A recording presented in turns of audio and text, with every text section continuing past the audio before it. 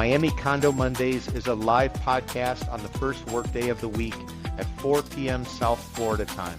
The program features former journalist and current Wall Street consultant Peter Zaleski of the Miami Condo Investing Club and former lender and veteran condo broker Jenny Huertas of CVRRealty.com. Recorded weekly in greater downtown Miami, this 1-hour discussion will provide a refreshing and sometimes controversial perspective on the state of the South Florida condo market from a pair of seasoned real estate professionals who do not always agree. The program won't tell you what to think about the South Florida condo market, but will give you something to think about before buying, selling, taking listings, or financing units. This podcast is not authorized by the Miami real estate industry and will quite possibly annoy many of its figureheads. Welcome to this week's episode of Miami Condo Mondays, broadcast live on the social media accounts of Peter Zaleski and Jenny Huertas. Happy Monday, Miami. This is Miami Condo Mondays, a real estate podcast of what's going on in the Tri-County, South Florida area, Miami-Dade, Broward, Palm Beach County. Talking about two different things today. One, we're going to release what happened in May of 2026. We're going to go back and we're going to compare it all the way back to the year 2000. Also, too, we're going to be talking about beginning our second season. We just celebrated 1-year anniversary. We're going into season 2 of Miami Condo Mondays. I'm Peter Zaleski, condo consultant, expert witness, founder of the Miami Condo Investing Club, joined here by my partner, my co-host, Jenny Huertas. She's a broker owner of CVR Realty. Check out her website, CVRRealty.com. What's up, Jenny? How are you doing? Hey, Peter, how are you? I'm great. I'm great. Happy Monday. I just can't get over it. It's over a year. Yep, we're getting ready. This is the beginning of season 2. Can you believe it? We went through, we banged out all these different podcasts, and now we're ready to rock and roll and take it to season 2 and sort of see where the market goes. Yes, it's pretty exciting. Really, the time flew by. It's just, I can't just believe it. I just like, well, what? We already passed a year? So here we are. Do you have any highlights from season 1? Is there anything that kind of jumped out? I mean, one of the highlights I have is you said it felt like 2007, and sure enough, that's basically what it feels like we're going through right now. If anybody doesn't remember 2007, what had happened is 2002, we started building. This was following September 11th. This was also following the dot-com bust. Interest rates were 0. President George W. Bush wanted everybody to own their own home so they could build equity. Lo and behold, there was a construction boom that occurred. It went crazy, ultimately peaked in 2006. We stalled in 2007. In September of 2008, guess what happened? Lehman Brothers failed, and then the sell-off began. Jenny, a few months back, you said this feels like 2007 because everything was sort of stuck in the weeds. It wasn't moving. So 2007, that was the call you made in season 1 that I think was dead on.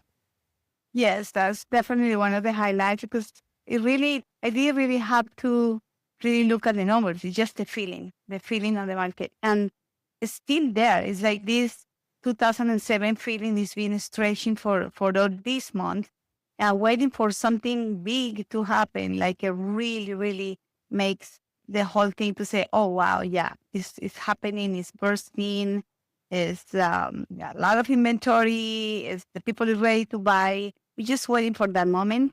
So, yes, I feel like we are still in 2007, starting 2008.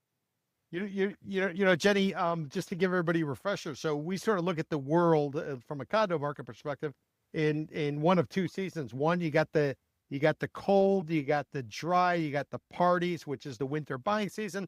Then you get into the summer buying season, which you're going to have the humidity, the heat, the hurricane warnings. And you tend to only have buyers who are local or those people really looking for a deal who are down here. They're slugging it out. They're sort of chasing things, but they have to deal with the heat, humidity, and the hurricane warnings. And to give you guys some perspective, the winter goes from November through April. That's typically the time when people come down here for an event, come here for a vacation, to come here for a cruise, and they start shopping. But many of them ultimately end up closing in the summer buying season, which is going to go from May through October. Jenny, taking a look at the main numbers, and we're going to get into it, but taking a look at the main numbers, sales were up. You know why? Prices were down, just like we had expected would happen. Those people who had to get out, the only way they could get out was to cut bait, cut their pricing, and we're seeing the average come down. The median numbers down, but also too the average is getting pulled down. And I would say the average should be down even more, but there are some expensive units that are trading at a discount, and therefore they're skewing the numbers. If you take a look at the median numbers, which are kind of right in the middle, much different story than what you're going to find on the average price per square foot. Yeah, it does make a lot of sense because some of those big transactions are multi-million dollars. So definitely comparing with $300,000 to $500,000 numbers definitely would be a little bit different than if you have your price range. But yeah, it is that what we said. It's not that we have any sort of crystal ball or anything, but we really pay attention to the trend. The week by week, we keep on taking a close look at what is happening, what the people is saying, what the feeling is, the crazy politics about the whole thing. Even though in real estate, we don't supposed to talk about this, those things affect the market, the people coming here or not coming here, and the money exchange, the cost of living, all of that will affect our market big time. And we would have been in a very, very active last year. First season was definitely one to take a look back and say, yes, I did say that a few months ago, and look what is happening now. Yeah. So just to refresh everybody, last summer when we first started this podcast, the idea was to come out and sort of talk about what was really going on in the market, give some straight talk. There's a lot of hyperbole out here. There's a lot of smoke that's blowing up everybody's, behind, if you will. So we want to be able to sort of talk straight and also share some of the, let's say, institutional knowledge we have. I've been on the ground in South Florida since 1993. I was a journalist for 13 years. After that, I set up a buy-side brokerage called Condo Vultures Realty. Jenny was there right from the beginning with me. We went through, we did everything we did, took advantage of the Great Recession. We're able to go in there and get condos at deep discounts. Then followed the market as it went up again. We had a company called Grade Spotters, which was tracking all the pre-construction, which a lot of groups are doing now. But at the time when we were doing it, it was sort of like unheard of. And then lo and behold, take us to kind of where we're at right now. We're at that point in the market where we had the run up in 2021, 2022, 2023, when you didn't have to wear a mask and you could work from home. And many people flooded into Florida because Governor Ron DeSantis, lame duck governor, outgoing governor, he said, come on down, we're open for business, when many blue states were closed for business, if you will, when you look at it from a mass perspective. So we ran up in sales tremendously. Now, you know what we've been doing since then? We've been pulling back and pulling back and pulling back. And what we're seeing is prices are starting to come down. Why? The cost of condo living has gone up excessively. Jenny, 5 years ago in a couple of weeks is going to be the anniversary of the Surfside condo collapse, when nearly 100 people died. A $1 billion settlement was paid out to the family of the victims. Everything changed in Florida.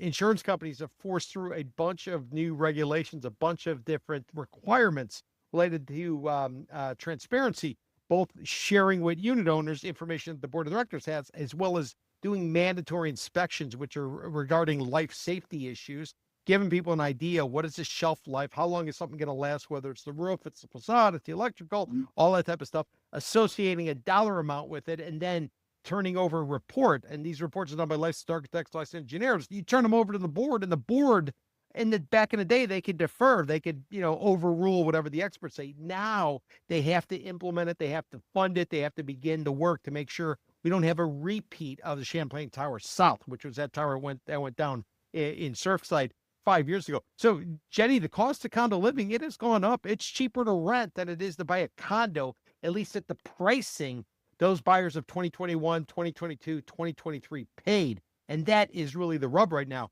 You got all these owners who bought in 2021, 2022, 2023. They're now trying to get out because they, a company called them back to the office, whether they had to go back out to Wall Street or they had to go to Silicon Valley and work on AI. They're trying to rent the units. They can't get anywhere near what the carrying cost is on these condos, and therefore they look to sell. When they go to sell, all the prices coming in, Jenny, are too low. They are not substantiated what was paid in 2021, 2022, 2023. So you know what many of these sellers are doing, Jenny? Take a guess. If you cannot get the price you want, you are in the summer buying season when people are looking for discounts. If you can't get your price, Jen, what are you going to do?